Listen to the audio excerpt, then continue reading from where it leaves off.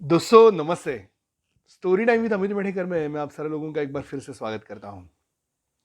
Story आज की बहुत अनोखी है, ध्यान से सुनना। कहीं दूर देश में दो भाई रहते थे। एक जो भाई था वो थोड़ा सा सेल्फिश था, थोड़ा सा स्वार्थी था, खुद के बारे में सोचने वाला था, खुद ही को ही सब कुछ करने वाला था और उसको जो बीबी मिली थी वो भी वैसे ही थी। छोटा भाई जो था वो लेकिन बहुत सादा था, बहुत सिंपल था। दूसरों की मदद करने में उसका हाथ कोई नहीं पकड़ सकता था। इसलिए बड़ा भाई बहुत अमीर बन गया था और छोटा भाई बहुत गरीब बन गया था। बड़ा भाई हमेशा छोटे भाई से भी काम करवाता था और छोटा भाई अपना बड़ा भाई ये सोच के सब कुछ करता था। बड़े भाई के पास पैसों की जो राशि थी वो बढ़ती जा रही थी, छोटे भाई के पास जो पैसे थे वो कभी कभी कुछ भी नहीं रहते थे। और छोटे भाई की जो बीबी थी वो उसमें भी खुश थी। उसने सिर्फ ये कहा था कि आप जो कमा के लाएंगे उसमें से मैं अपना और अपने बच्चों का पेट भर दूंगी। और यहाँ पे बड़े भाई की जो बीवी थी वो कहती थी कि इतने पैसों से हमारा क्या होगा, आपको और पैसा लाना है और पैसा लाना है। और इसी खोज में हमेशा बड़ा भाई बाहर निकलता था। छोटा भाई बाहर निकलता था, कुछ काम करता था, थोड़े से पैसे लाता था, अपने बीबी के हाथ में दे देता था। एक दिन ऐसे ही हुआ, उस छोटे भाई के पास कुछ भी नहीं था, खाने के लिए भी कुछ नहीं था। इसलिए उसने सोचा कि चलो बाहर जाके कुछ काम करते, कुछ मजदूरी करते हैं। बाहर जाके उसने काम करना शुरू किया।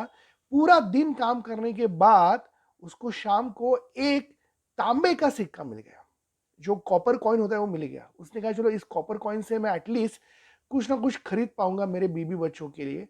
वो जा रहा था बाजार में, तभी उसके पास एक भिखारी आया। उस भिखारी ने कहा कि हे महाराज, आप कुछ मदद कर लीजिए, पिछले 5-6 दिनों से मैं भूखा हूं, अगर आज कुछ नहीं खाया तो मैं मर जाऊंगा। उस छोटे भाई को बहुत ज्यादा दया आई।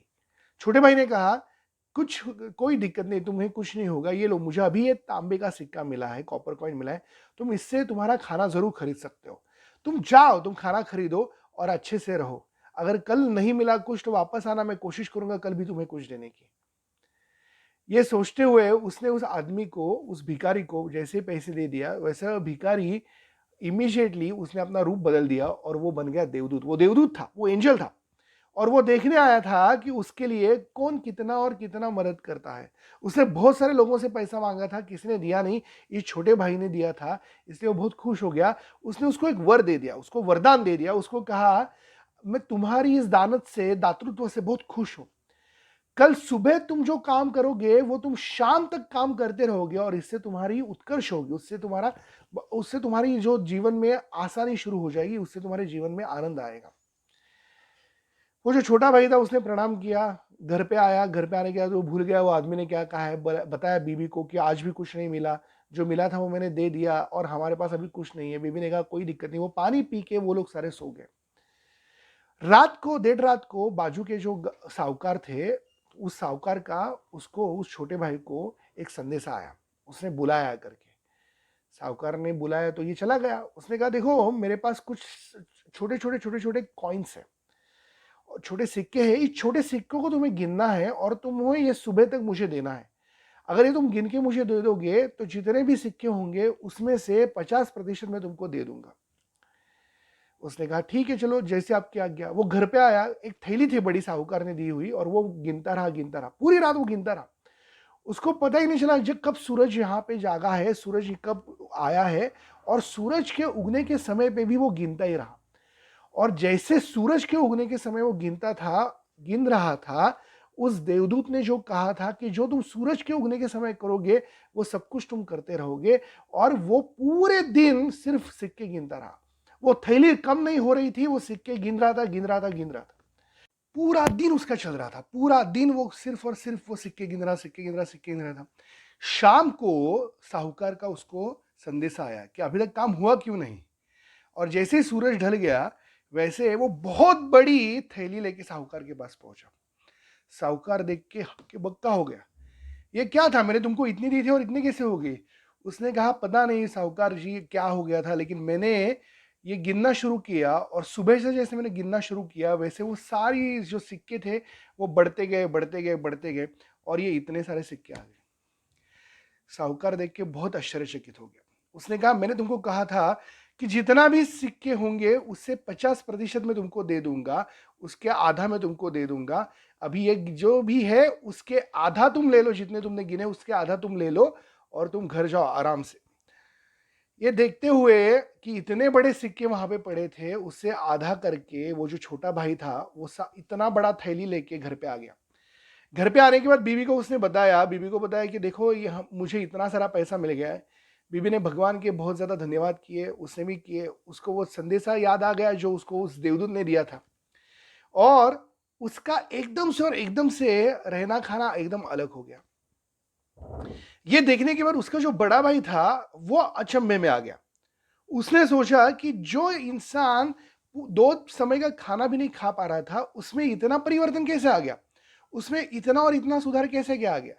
और फिर ये देखते हुए उसने जाके पूछा कि हे छोटे भाई, मैं तो तुम्हारा बड़ा भाई हूं, तुम मुझसे कुछ छुपाते नहीं हो, जरा मुझे बताओ तो क्या हुआ है। तो उसने कहा कि कैसे मैं वहां पे रुका था शाम को, और वहां पे जहां पे मैं रुका था या जहां से मैं घर जा रहा था, बाजार से घर जा रहा था, वहां पे वो देवदूत आ गया और उस देवदूत ने भिखारी के स्वरूप में मुझसे पैसे मांगे, मैंने दे दिया और ऐसा हो गया।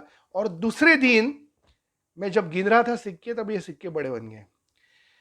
बड़ा भाई हंसने लगा। बड़ा भाई बोला कि ठीक है चलो, अच्छा तुमने बताया, मैं देखता हूँ क्या करना है। उसके लिए तो एकदम सिंपल चीज थी, बहुत आसान चीज थी। उसको उस भिखारी से वो सिर्फ वर लेना था, और दूसरे दिन सुबह होने के शुरुआत, सूरज के उगने के समय बस उसको सोने के सिक्के गिनना शुरू करना था। उसने बहुत सारे मन में ख्याल रखे और वो चला गया। दूसरे दिन शाम को बहुत सारे जो लोग काम करते हुए बाजार जा रहे थे, वो उसी जगह पे रोका और आने वाले हर एक भिखारी को वो उसके पास जो भी सिक्का था वो दे रहा था। उसमें से वापस वो देवदूत निकला कि जो देवदूत ने इस छोटे भाई को ये वरदान दिया था। जैसे इसने उस भिखारी को दे दिया, भिखारी ने वो स्वरूप बदला और भिखारी देवदूत बन गया, और उसने वही वरदान दे दिया। उसने कहा तुम ऐसा करोगे कि तुम जब कल सुबह कोई काम करना शुरू करोगे, जो भी काम करोगे, तब तुम्हें क्या है, तुम्हें पूरे दिन में वो काम है वही करते रहोगे, वही करते रहोगे, वही करते रहोगे। ये बड़ा भाई खुश होकर घर पे आया। उसने बीबी को बताया देखो मुझे भी वरदान मिला है, हमारे सोने के सिक्के जो है वो तुम निकाल के रखना। बीबी ने वैसे कहा। पूरे रात ये दोनों सोए नहीं। जैसे ही सूरज उगने का समय था वैसे वो तैयारी करके बैठे, सामने सोने के सिक्के रखे थे और वो गिनने शुरू करेगा, वैसे एक छोटी सी मक्खी उसके नाक के ऊपर आ गई। और मक्खी नाक के ऊपर आने के बाद उसने मक्खी को ऐसे हटाया, लेकिन मक्खी जो जहां नाक पे बैठी थी वहां पे उसको थोड़ी खुजली शुरू हो गई। उसने खुजली करना शुरू कर दिया और नाक थोड़ा सा आगे खींचा। जो उसने समय पे खींचा वो नाक, वही समय था जब वो सूरज उगने का समय था। और जैसे वरदान मिला था उस वरदान के हिसाब से वो पूरा दिन खुजाता रहा, नाक आगे करता रहा, खुजाता रहा, नाक बढ़ा दे रहा, खुजाता रहा, नाक खींचता रहा। और ऐसा करते करते उसका कोई उसके ऊपर कंट्रोल नहीं रहा। शाम तक उसका नाक जो था वो बहुत लाल होके इतना आगे आ चुका था। ये देख के उसकी बीबी घबराई, वो भी घबराया। उसने कहा ये क्या हो गया। वो वापस दौड़ा दौड़ा दौड़ा रहा, शाम को उस जगह पे गया, उस देवदूत की राह देखने बैठा। भिखारी जब आए तो उसने गिड़गिड़ा के बताया कि आप में से देवदूत कौन है, मुझे बताइए करके। बाकी भिखारी को कुछ समझ में नहीं आ रहा था। जो भिखारी देवदूत, जो देवदूत था, जो भिखारी का रूप लेके आया था, उस भिखारी ने उसको कहा कि बताओ क्या हुआ। उसने सारी चीज बताई। उसने कहा तुम लालची हो, तुम लोभी हो, और इसलिए तुम्हारे साथ ये चीज हुई है। तुम्हारा जो छोटा भाई था वो लालची नहीं था, वो देने में ज्यादा खुश था, वो दे रहा था, वो देता रहा, इसलिए उसको मिलता रहा। तुम सिर्फ और सिर्फ लुटते रहे, तुमने सारी चीजें लोगों की भी लूटी। तुम और तुम्हारी बीबी जो है वो सारे और सारा समय लोगों से कैसे पैसे ले ले ये सोचते रहे, और किसी भी हालत में तुम्हारी जो इच्छा थी वो पूरी नहीं हो रही थी। और यही चीज है जिसके चलते तुम्हारे साथ ऐसा हुआ है। वो गिड़गिड़ाया। उसने कहा महाराज आप कुछ इसमें मदद कीजिए, आप मेरी कुछ सहायता कीजिए, आपकी सहायता के चलते मैं आगे ऐसा नहीं करूंगा। उस देवदूत को दया आई। उसने कहा अगर तुम ऐसा नहीं करने वाले, तुम्हारा लालच लोभी, अगर तुम जो लालची जो स्वभाव है तुम्हारा, ये लोभी स्वभाव, अगर तुम ये निकाल रहे हो, तब मैं तुम्हारा नाक सीधा कर दूंगा। उसने कहा मैं बिल्कुल निकाल रहा हूं। उस देवदूत ने उसने नाक के ऊपर से ऐसे हाथ घुमाया, वो पूरा और पूरा उसका जो नाक था वो सीधा हो गया। वो लाल जो हुआ था नाक वो भी नॉर्मल हो गया। वो खुश होकर नमस्कार करके घर पे आया। बीबी को भी बताया कि आज से लालच लोभी लोभी स्वभाव नहीं रखना है। और जैसे वो अपने भाई के पास गया, भाई को बोला कि आज तक मैंने तुमको बहुत लूटा, तुमसे बहुत सारे काम भी करता रहा, मैं तुमसे काम करवा के लिए, और मैंने तुमको कोई चीज दी नहीं। ये जो मैंने अभी तक जमाया उसमें से बहुत सारी चीज तुम्हारी भी है, ये तुम ले लो। दूसरे दिन से दोनों भाई गांव में जाते थे, साथ काम करते थे, और साथ काम करते करते लोगों की मदद भी करते थे, सहायतों की मदद करते थे, और जिनको जरूरत है उनके लिए वो खुद देवदूत बन के आते थे। ये कहानी हमें सिखाती है कि जिंदगी में लालच कितनी बुरी बात है। हमें अगर लालची स्वभाव हमारा है तो उस लालच का जो अंत है वो बहुत बुरा होगा। हमें क्या करना है जिंदगी में, हमेशा और हमेशा खुश रहना है, और खुश रहते हुए हमारे जिंदगी की जो जरूरत है उन जरूरतों को पार करना है। ना कि हमारे पास लालची स्वभाव होना चाहिए, हमारे पास लोभी स्वभाव होना चाहिए, और हमारी इच्छाओं को हम इतना बड़ा करें कि उसको पीछे जाते जाते आप शायद आपका जो सही मकसद है जिंदगी का वो भी भूल जाए।